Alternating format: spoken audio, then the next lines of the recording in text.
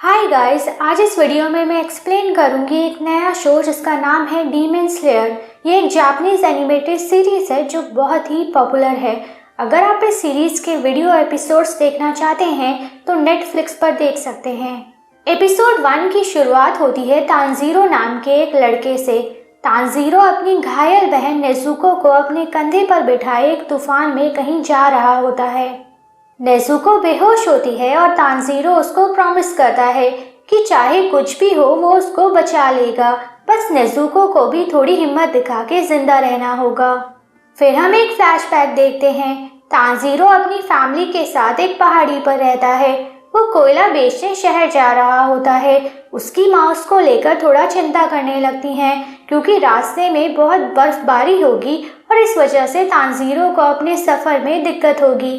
Tanjiro कहता है कि उसको जाना ही होगा क्योंकि वो ज़्यादा से ज़्यादा कोयला बेचना चाहता है ताकि नए साल पर उसकी पूरी फैमिली पेट भर के खाना खा सके। तभी तानजीरो के छोटे भाई बहन हनाको और शिगेरू भी वहाँ पर आते हैं और तानजीरो के साथ शहर जाने की जिद करने लगते हैं, लेकिन उनकी माँ उनको मना कर देती है क्योंकि अगर वो दोनों भी तानजीरो के साथ जाएंगे तो तानजीरो का सफ़र और भी लंबा हो जाएगा क्योंकि वो दोनों अभी छोटे हैं और तानजीरो जितना तेज़ नहीं चल पाएंगे। ये सुन के वो दोनों निराश होते हैं। वो तो बस अपने भाई की मदद करना चाहते थे। तानजीरो उनको प्रॉमिस करता है कि वापस लौटकर वो उन दोनों के साथ समय बिताएगा और खेलेगा भी। उनका एक और भाई ताकियो भी वहाँ पर आता है। ताकियो भी थोड़ा निराश है क्योंकि वो भी तानजीरो के साथ शहर जाना चाहता है। तानजीरो ताकियो के बाल खराब करके उसके साथ थोड़ी मस्ती मजाक करता है और उसको लकड़ी काटने का काम सौंप अपनी फैमिली से अलविदा लेता है। रास्ते में उसको उसकी छोटी बहन नेजुको मिलती है जिसने उनके छोटे भाई रोकुता को अपनी पीठ पर बांधा होता है। नेजुको कहती है कि उनके पिता की मौत के बाद से उनकी पूरी फैमिली तानजीरो को एक रोल मॉडल की तरह देखती है और इसीलिए सभी फैमिली मेंबर्स उससे इतना अटैच्ड हैं। नेजुको तानजीरो को उसके सफ़र के लिए गुड लक बोलती है और तानजीरो शहर के लिए निकल जाता है। रास्ते में हम तानजीरो का एक वॉइस ओवर सुनते हैं जिसमें वो कहता है कि उसकी और उसकी फैमिली की लाइफ ईजी नहीं है, पर फिर भी वो लोग खुश रहने की कोशिश करते हैं। जिंदगी मौसम की तरह होती है और हमेशा बदलती रहती है, कभी बुरे दिन आते हैं और कभी अच्छे। जब तानजीरो शहर पहुंचता है तो वहां के लोग उससे कोयला खरीदने लगते हैं। उन लोगों और तानजीरो की बातों से पता चलता है कि तानजीरो एक बहुत अच्छा और दयालु लड़का है और हमेशा लोगों की हेल्प करता रहता है, इसीलिए लोग भी उससे कोयला खरीदना पसंद करते हैं। कोयला बेचते बेचते तानजीरो को बहुत टाइम लग जाता है और जब वो सारा कोयला बेच के अपने घर के लिए निकलता है तो रात हो चुकी होती है। रास्ते में एक बुजुर्ग आदमी सबूरो तानजीरो को रोक लेता है और उसको अपने घर पर रुकने के लिए कहता है क्योंकि रात बहुत हो गई है और इस समय तानजीरो को बाहर नहीं निकलना चाहिए क्योंकि रात में बाहर डीमंस यानी के राक्षस घूमते हैं। तानजीरो मना करता है कि उसके सूंघने की शक्ति अच्छी है और वो सेफली घर चला जाएगा, लेकिन सबूरो जोर देता है कि रात में बाहर घूमना सेफ नहीं है। तानजीरो रात को सबूरो के घर पर ही रुक जाता है। सबूरो उसको डिनर भी ऑफर करता है। खाना खाते वक्त तानजीरो सबूरो से डीमंस के बारे में पूछता है। सबूरो बताता है कि डीमंस रात को बाहर निकलते हैं और इंसानों को खा जाते हैं, इसीलिए तानजीरो का रात में बाहर घूमना सेफ नहीं है। तानजीरो पूछता है कि क्या डीमंस घर के अंदर घुस सकते हैं।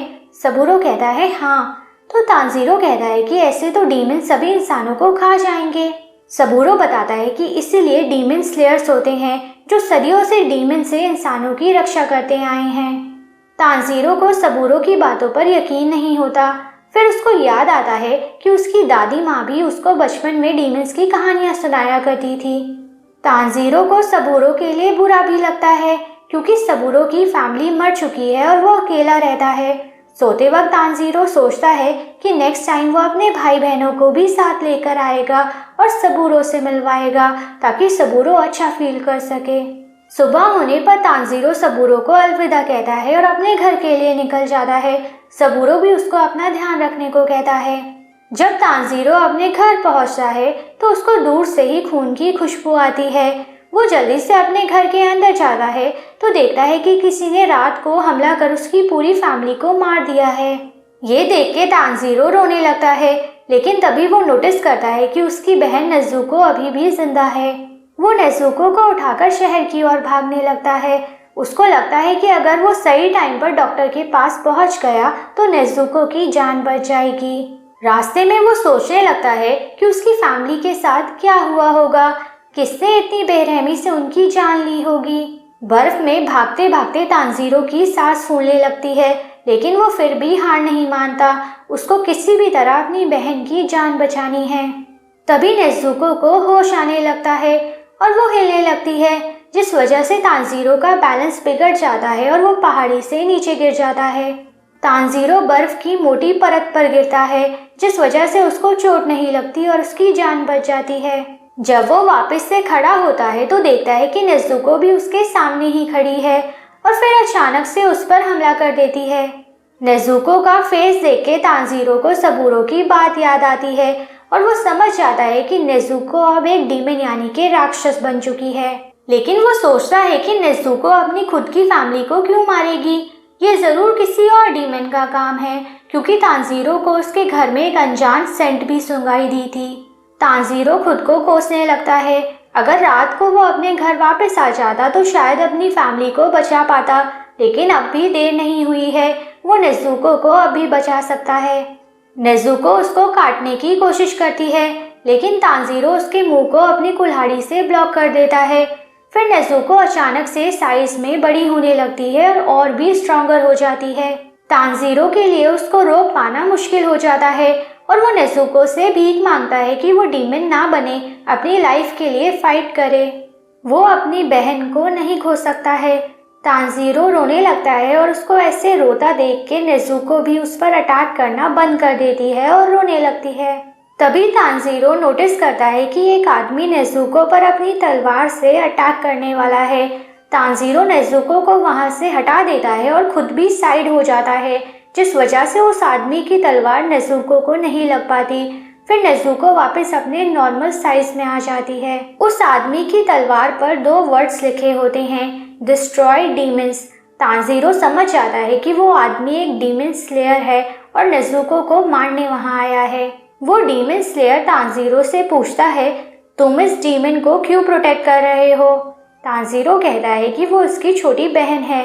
डीमन स्लेयर को तांजीरो के जवाब से संतुष्टि नहीं मिलती और वो नेज़ुको को उससे छीन लेता है। वो कहता है, मैं एक डीमन स्लेयर हूँ और डीमंस को मारना ही मेरा काम है और अब मैं इस लड़की को भी मार दूंगा। तांजीरो उस डीमन स्लेयर को बताता है कि नेज़ुको ने उसकी फैमिली को नहीं मारा है, उसके घर में किसी और की भी सेंट थी।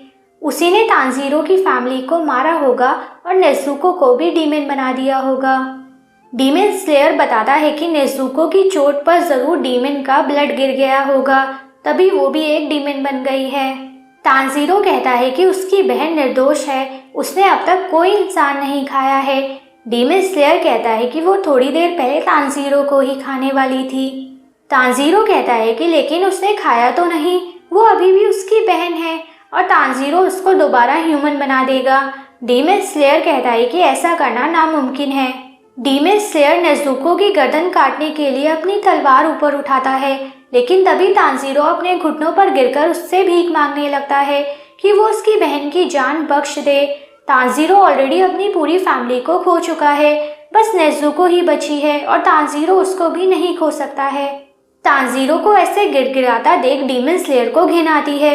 वो गुस्से में कहता है, तुम कितने कमजोर हो, तुम्हें क्या लगता है कि अगर तुम उस डीमन के सामने ऐसे भीख मांगते तो वो तुम्हारी फैमिली को बख्श देता? क्या ऐसे ही तुम अपनी फैमिली की मौत का बदला लोगे गिड़गिड़ा के?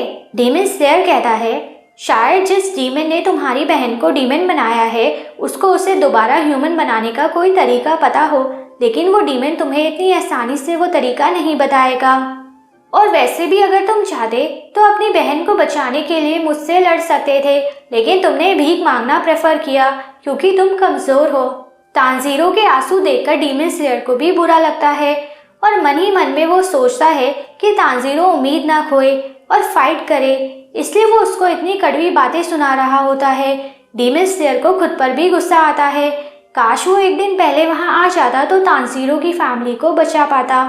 डीमन स्लेयर तांजीरो से कहता है, ये समय कमजोर होने का नहीं बल्कि स्ट्रांग बनने का है। तभी तुम अपनी फैमिली की मौत का बदला ले पाओगे और अपनी बहन की भी जान बचा पाओगे। तांजीरो को गुस्सा दिलाने के लिए डीमन स्लेयर नेज़ुको के कंधे पर अपनी तलवार से वार करता है। ये देख के तांजीरो को गुस्सा आता है और वो डीमन स्लेयर पर एक पत्थर फेंक के मारता है, लेकिन डीमन स्लेयर इजीली उसको डक कर देता है। फिर तांजीरो दोबारा उसकी तरफ एक पत्थर फेंक के मारता है और गुस्से में उसकी तरफ भागने लगता है। डीमन स्लेयर तांजीरो के सर पर अपनी तलवार के हैंडल से वार करता है, जिस वजह से तांजीरो बेहोश हो जाता है। तभी डीमन स्लेयर नोटिस करता है कि तांजीरो के पास उसकी कुल्हाड़ी नहीं है। कुछ ही सेकंड्स बाद वो कुल्हाड़ी डीमन स्लेयर के ऊपर से गिरती है, लेकिन डीमन स्लेयर जल्दी से साइड हट जाता है और बाल बाल बचता है। ये तांजीरो का प्लान था। जब उसने डीमन स्लेयर पर पत्थर फेंका था तब अपनी कुल्हाड़ी भी फेंक दी थी और फिर डीमन स्लेयर की तरफ भागने लगा था ताकि डीमन स्लेयर को लगे कि वो कुल्हाड़ी अभी भी तांजीरो के हाथ में ही है। वो डीमन स्लेयर तांजीरो की टेक्निक और स्किल से इम्प्रेस होता है। तभी नेज़ुको उस डीमन स्लेयर को धक्का मारती है और उसकी पकड़ से छूट जाती है। डीमन स्लेयर को लगता है कि वो तांजीरो पर अटैक करेगी, लेकिन वो उसका उल्टा करती है।